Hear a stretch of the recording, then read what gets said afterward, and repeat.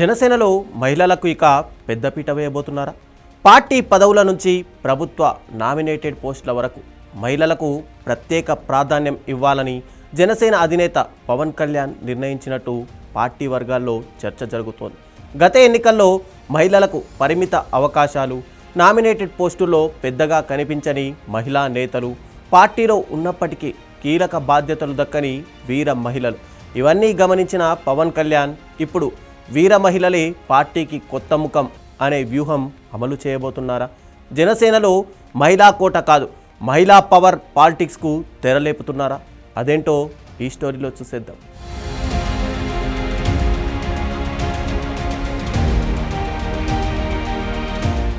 Janasena party నిర్మాణంపై పవన్ కళ్యాణ్ కసరత్తు చేస్తున్న ఈ సమయంలో మహిళా నేతలకు కీలక బాధ్యతలు అప్పగించాలనే ఆలోచన ముందుకొచ్చినట్టు పార్టీ వర్గాల్లో చర్చ జరుగుతోంది. గత అసెంబ్లీ ఎన్నికల్లో జనసేన తరపున మహిళలకు పరిమిత అవకాశాలు దక్కాయి. పార్టీలో మహిళా నేతలకు కొదవ లేకపోయినా కీలక నిర్ణయాలు తీసుకునే స్థాయిలో వారి ప్రాతినిధ్యం తక్కువగా ఉందన్న భావన పార్టీ నాయకత్వంలో ఏర్పడినట్టు తెలుస్తోంది.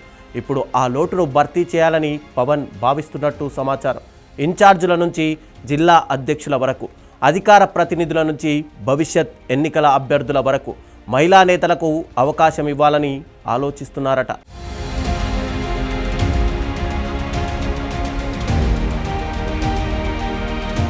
ఇక పవన్ కళ్యాణ్ వ్యూహంలో మరో ఆసక్తికరమైన అంశం కనిపిస్తోంది. పార్టీ నేతలు తరచూ వివాదాల్లో చిక్కుకోవడం, అంతర్గత విభేదాలు, స్థానికంగా వర్గపోరు, ఇలాంటి అంశాలు పార్టీకి ఇబ్బందులు తెచ్చిపెడుతున్నాయి. ఈ నేపథ్యంలో మహిళా నేతలకు బాధ్యతలు అప్పగిస్తే పార్టీ నిర్ణయాలను క్రమశిక్షణతో అమలు చేస్తారని, స్థానికంగా పార్టీ కార్యక్రమాలను సమర్థవంతంగా ముందుకు తీసుకెళ్తారని పవన్ కళ్యాణ్ భావిస్తున్నట్టు పార్టీ వర్గాల్లో చర్చ జరుగుతోంది. అయితే ఇది కేవలం మహిళలపై నమ్మకమా, లేక పార్టీలో పెరుగుతున్న అంతర్గత విభేదాలకు ప్రత్యామ్నాయ నాయకత్వాన్ని తయారు చేసే వ్యూహమా అనేదే అసలు ఆసక్తికర ప్రశ్న.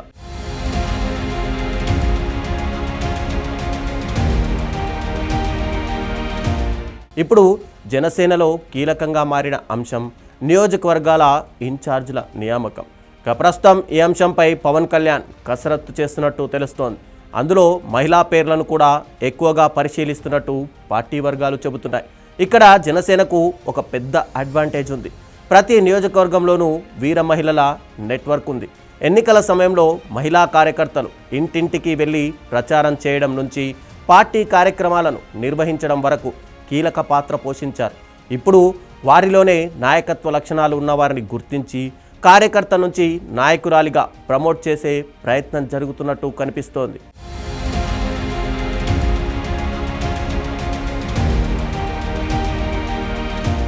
ఇక మరో సంచలన నిర్ణయం కూడా ఉండొచ్చని జనసేన వర్గాల్లో చర్చ జరుగుతోంది.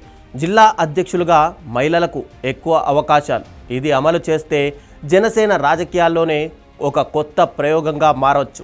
ఎందుకంటే జిల్లా అధ్యక్షుడి పదవి అంటే కేవలం పార్టీ పదవి మాత్రమే కాదు, జిల్లా స్థాయిలో పార్టీ క్యాడర్ను సమన్వయం చేయాలి, ఎమ్మెల్యేలతోనూ ఇన్ఛార్జీలతోనూ సమన్వయం చేయాలి, ప్రభుత్వ కార్యక్రమాలు, పార్టీ కార్యక్రమాలను సమన్వయం చేయాల్సి ఉంటుంది. అంటే పార్టీని నడిపించే సామర్థ్యం ఉన్న మహిళా నాయకత్వాన్ని తయారు చేయడమే టార్గెట్ అన్నమాట.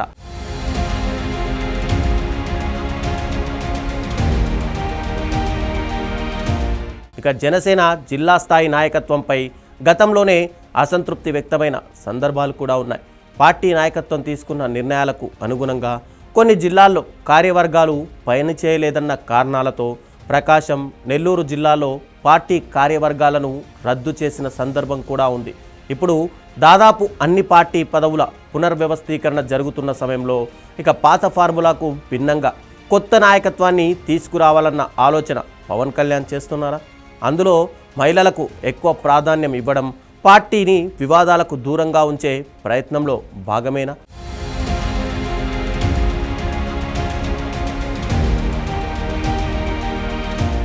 ఇక మరో కీలక మార్పు జనసేన అధికార ప్రతినిధుల విషయంలో కూడా మహిళలకు ప్రాధాన్యం ఇవ్వాలన్న ఆలోచన.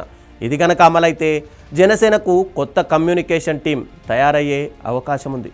టీవీ డిబేట్లు, సోషల్ మీడియా సమావేశాలు, ఇక పార్టీ పాలసీల వివరణ, ప్రతిపక్ష విమర్శలకు కౌంటర్. ఇలాంటి అంశాల్లో మహిళా నేతలను ముందుకు తీసుకురావడం ద్వారా జనసేనకు కొత్త ఫేస్ వాల్యూ తీసుకురావచ్చని పవన్ భావిస్తున్నట్టు తెలుస్తోంది.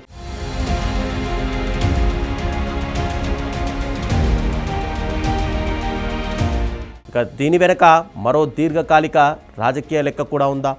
వచ్చే ఎన్నికల నాటికి మహిళా రిజర్వేషన్ల అమలు రాజకీయ పార్టీల అభ్యర్థుల ఎంపికను ప్రభావితం చేసే అవకాశం ఉంది. అందుకే ఇప్పటి నుంచే మహిళా నాయకత్వాన్ని తయారు చేస్తే రేపు ఎన్నికలు వచ్చినప్పుడు కొత్తగా అభ్యర్థులను వెతకాల్సిన అవసరం కూడా ఉండదు. ఇప్పటి నుంచే నియోజకవర్గ స్థాయిలో మహిళా నాయకురాలు, జిల్లా స్థాయిలో మహిళా అధ్యక్షురాలు, మీడియా ఫ్రంట్లో మహిళా ప్రతినిధి అంటూ ఒక పూర్తి మహిళా నాయకత్వ వ్యవస్థను తయారు చేయవచ్చు.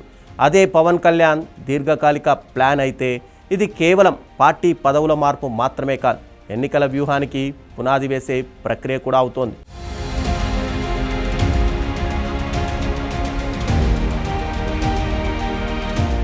ఇక్కడ అసలు పొలిటికల్ లెక్క మరొకటి కనిపిస్తోంది. మహిళలకు పదవులు ఇవ్వడం వల్ల జనసేనకు 3 ప్రయోజనాలు రావచ్చు. ఒకటి, పార్టీ ఇమేజ్. మహిళలకు ప్రాధాన్యమిచ్చే పార్టీగా జనసేనకు కొత్త ఇమేజ్ రావచ్చు. రెండోది, క్యాడర్ విస్తరణ. వీర మహిళలకు కీలక పదవుల్లోకి తీసుకురావడం ద్వారా మహిళా ఓటర్లలో పార్టీకి కనెక్టివిటీ పెరగవచ్చు. ఇక మూడో అంశం, భవిష్యత్ అభ్యర్థుల తయారీ. ఇప్పటి నుంచే మహిళా నాయకులను తయారు చేస్తే రేపటి ఎన్నికల్లో రిజర్వేషన్ వచ్చినా పార్టీకి రెడీమేడ్ నాయకత్వం రెడీగా ఉంటుంది. కానీ ఒక పెద్ద ప్రశ్న అందరినీ వేధిస్తోంది. మహిళలకు పదవులు ఇవ్వడం మాత్రమే సరిపోతుందా? పదవి ఇస్తారా లేక పవర్ కూడా ఇస్తారా? ఇదే అసలు పరీక్ష. జిల్లా అధ్యక్షురాల్ని నియమించి నిర్ణయాలు మాత్రం మరొకరు తీసుకుంటే ప్రయోజనం ఉండదు. ఇన్ఛార్జిగా నియమించి క్యాడర్పై నియంత్రణ ఇవ్వకపోతే కూడా ప్రయోజనం ఉండదు. అధికార ప్రతినిధిని నియమించి పార్టీ పాలసీ చెప్పే స్వేచ్ఛ లేకపోతే దాని ఉపయోగం కూడా ఉండదు. అందుకే మహిళలకు పదవులు ఇవ్వడం మొదటి అడుగు మాత్రమే. వారికి స్వతంత్ర నిర్ణయాధికారం ఇవ్వడమే అసలు పవన్ కళ్యాణ్కున్న ఛాలెంజ్గా తెలుస్తోంది.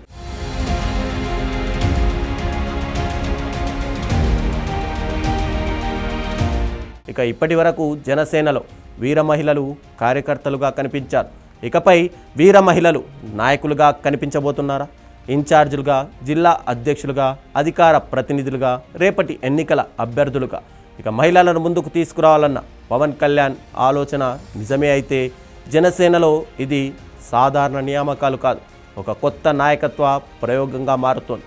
కానీ ఆ ప్రయోగం సక్సెస్ అవ్వాలంటే మహిళలకు పదవులు మాత్రమే కాదు, పవర్ కూడా ఇవ్వాలి. అప్పుడే వీర మహిళలు అనే పదం పార్టీ నినాదం కాకుండా జనసేన రాజకీయ శక్తిగా మారుతుందని పొలిటికల్ క్రిటిక్స్ కామెంట్స్ చేస్తున్నారు.